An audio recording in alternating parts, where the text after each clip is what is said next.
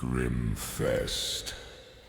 Good evening, welcome to Friday at Grimmfest. I'm here with Pierre and Dina ahead of the world premiere of Frankie, MANIAC Woman.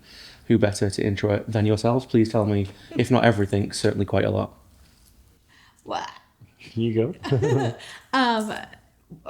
What was the question again? I don't know. Frankie, Maniac Woman. It's a family film for sure. Bring kids. It's fun. I'm excited. This is the director. Take it away. How would I introduce Frankie, Maniac Woman? I think it's a love letter to all those slasher films and serial killer films that Dina and I grew up watching. It's also kind of like a way to dive into, the psyche of a serial killer, and it's kind of like we talk about it a lot as a slasher. It's actually more of an origin story of what could become a slasher. It's like really following, the path of a serial killer from, the very beginning. Then following her until this full-fledged, hilarious serial killer. You watch her get her confidence through killing, which some people go on diets, they work out, they, stop hanging out with certain groups. No, Frankie starts killing really attractive people. And for that, it helps her. So those are the kind of films I'm into. You know what I mean? Yeah. I enjoy that when we first meet Frankie, she's quite a sympathetic character. Like, she's not got a lot going on for her. And then she makes things happen, right? Yeah, exactly. She turns her life around one way or another. One way or another. Yeah, she makes lemonade out of lemons. For sure. Yeah, she's bullied and she's kind of like meek and oppressed and dominated, I would say. And then, as she finds confidence in violence, and I think it's a very primal reaction, I think it's also there's like it's like a symbol where she tries to commit suicide, and then in a comedic way the branch breaks because she's too heavy for the branch, and then there's a part in her psyche that flips, that clicks or something, where it's like, oh, why would you kill yourself when you can actually just fight back and kill whoever hurts you? So it's like this kind of question of how to deal with mental health, and it's like, how can things go wrong in someone's psyche? It's Frankie. It's happening to Frankie, basically. Yeah. It's like the film Falling Down, the Michael Douglas, right? Yeah. That scene where he's in that traffic. Which is also LA, right? Which is also LA. I guess LA is a dangerous city for mental health. It will make you kill people. Yeah, that's nothing new. Nothing new at all. But that film, it was one of those where, some people just snap. And it's sad, especially if there isn't help. And Frankie, she's been through a lot, man. She has no family, and she just snaps, and it's probably not good. But, We packaged it into a comedy, which makes it kind of fun and good, in the sense that we like to say that we like to challenge the audience and maybe make them feel uncomfortable by rooting for her. I know from experience that some people that watched it were like, oh, I just feel strange, and it's kind of like jarring to see how violent and evil she can be, but then they still like her. And some people love that, some people are okay with that, some people don't like it, because then they feel, maybe I don't know, maybe I don't want to speak for them, but maybe guilty, or maybe in a little way. And it's not as extreme as this. Is it a little bit of a feminist retelling of Terrifier? Okay. Oh, that's interesting. I'll quote you on this. Yes, that's interesting. Okay, also, because they're different films, but structurally, like the way that you talk about it there, you could apply that to Terrifier, right? Yeah, you could. And also, the feminist part about it as well is society does put women against each other, especially when you're a fat woman and then a slender woman, right?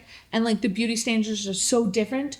But at the core of it, they're very much similar, to where slender women go through a lot of similar body issues, right? Because they think that their beauty is that all that is what people see and they have to keep it, or and having those kind of the balancing ways on both of those. And Frankie, hopefully people will see that she kind of sees it a little bit, right, and tries to combat that feeling and come together. But I think historically as well, women haven't always been like really together and like loved each other, and so it's hard when you're envious of something that somebody has and they don't get it, or they're like, oh my god, you look so great in that, but then it's like condescending, you know what I mean? I don't know. So Frankie deals with a lot of those issues that I've dealt with, and thank God I've gotten help.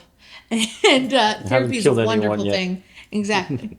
And so yeah, we try to expand the problem with body image towards the end of the film with the character of Celeste, who's like this model who is being bullied by her boyfriend, and then Frankie realizes that she's going through some sort of mental violence with her body image as well, in a different way, but still like something horrible happening to her. So Frankie may understand that, and sees it at the end. She sees it at the end, yeah.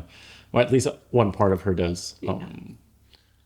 Yeah, on that one part thing, I want to ask a couple of questions, like genre questions, back to back. So one is the force that's driving her that she sees. In your mind, is that supernatural or is that purely psychological? And could you therefore say it's maybe a beginning of a supernatural slasher series?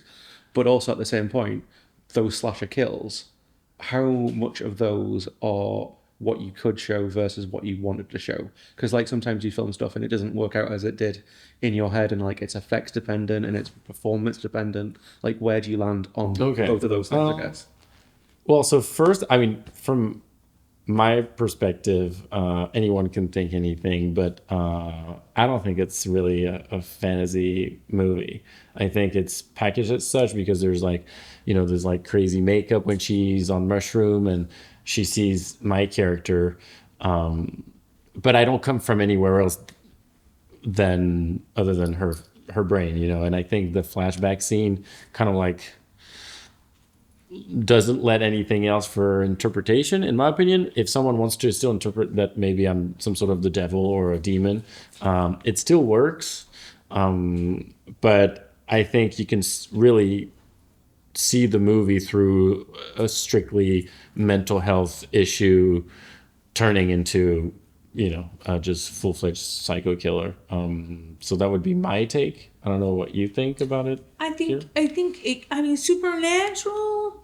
I don't know. I think Jerome is that part of her make-believe boyfriend, the male gaze that she's always always wanted, because he's there, being like, he digs her when she's bad, and I think that part of, but I know that I sometimes, will have to soothe myself in situations, and that's what he's there to do. Also, supernatural, yeah. But I don't know about supernatural, but I mean, the devil works in mysterious ways. So who knows? I mean, it's like the darkest parts of human nature. Then the question is, are they socially, built, or is it like inherently evil? I think in this story, I would say that Frankie could have been a good person in another, reality. I think so. I think she was just not given the right, opportunities. And again, the flashback, kind of explains that, I think. I will say for Jerome, I think it was also funny to kind of switch the roles, because I feel like in culture and most of the time it's like the woman, the female figure that's always the one tempting and, working, around, doing, evil schemes. And I think here it's the other way around, which I think was kind of refreshing. And also, again, it is a metaphor of the male gaze being such a negative driving force in her journey. And she's completely oblivious of it, which I think is... this is where the feminism, I think, comes in this movie. It's not as on the nose, I would say, as like some other feminist movies. Some people might question this. It's not. I think it is. I think Dina and I As a still woman, believe. I want to say it is, but then again, Yeah. I can't speak for all. And again, I think the fact that she goes after women doesn't take away anything from the feminism message behind the film, because she goes because I tell her to, technically. And in fact, the first time she kills the first women, it's very unexpected, and I think it will piss a lot of people off. I think some people are like, why does she do it? And it's like it's not something you explain. Like, it's more like a reaction, and there's like a confusion also. And There's a regret, there's regret. Following up the whole entire movie. but it there's also regret. feels really good, you know? And I think that's where Frankie, you know, she really loved that person. But there is that real good feeling. You know, it's like eating cake when you're on a diet. And, you know, if it just tastes good, it feels good. Do you regret it? A little bit. You know what I mean? But that's what I feel like Gabby was to Frankie. And then it started a whole thing. It started the whole It thing. started a whole, you know. Because I don't think the kill of the pervert, the man she kills first, I don't think that would necessarily trigger the whole, killing spree. I think it's the fact that she killed this woman, and then she's like, "Oh, now I can be her." Yeah, I by could be her. taking It her felt life. good to take her out. Yeah, You know, one less beautiful woman out there. Now she knows what it feels like. I think there's a lot of those feelings. And also, just being jealous and envious of people can really put you in a dark place. And yeah, Frankie just, for years and years of doing that, you know. And yeah, it really can snap someone. and then to go back to your second question about the kills, I think we went where we wanted to go. Yeah. I would say, broadly speaking, about the kills, I don't.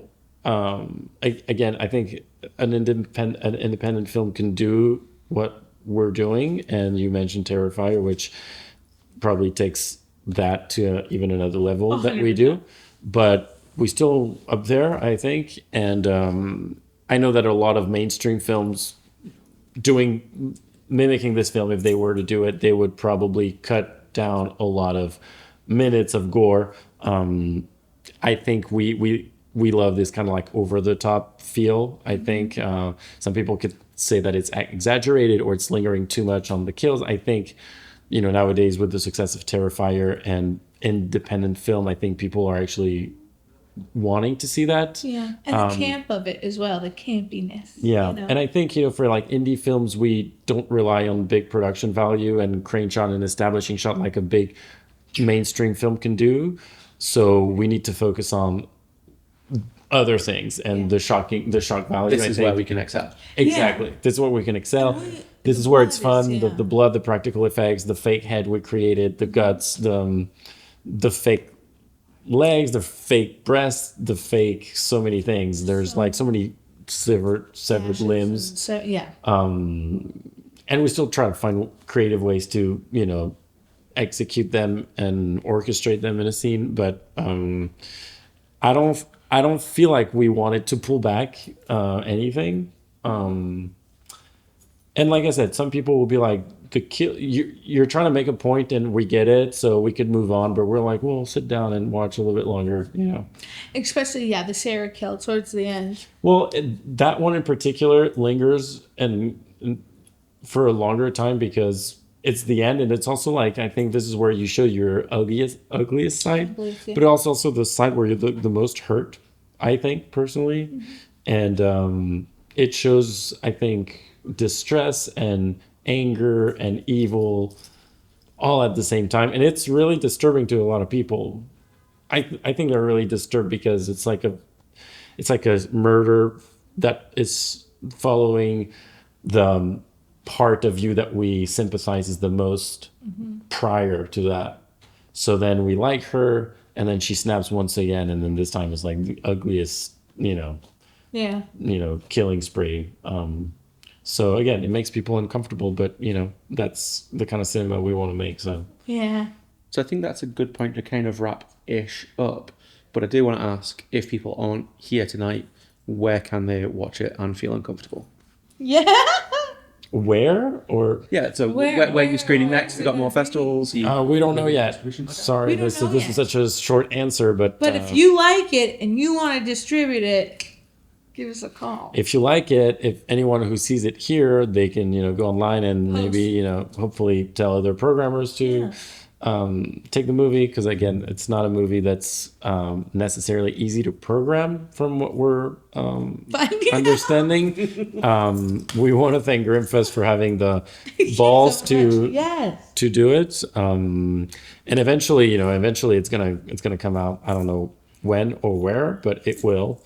And we're so excited at my house every Friday night. Exactly. From here on out. But we're excited for people to discover it, because whoever who's into serial killers, whoever's into who struggles with body image, who doesn't feel seen or understood, whoever who is always down to see a good kill and who's tired of Art the Clown, well, we can bring some diversity in there. Friend, maybe, I don't know. Yeah. They have beers on Friday night. But we really want people to watch it and enjoy it, and if you're a fan of horror, man, this is right up your alley. Yeah, just slicing hot bitches. That's what we do best. Cool. Thank you very much, guys. Thank you.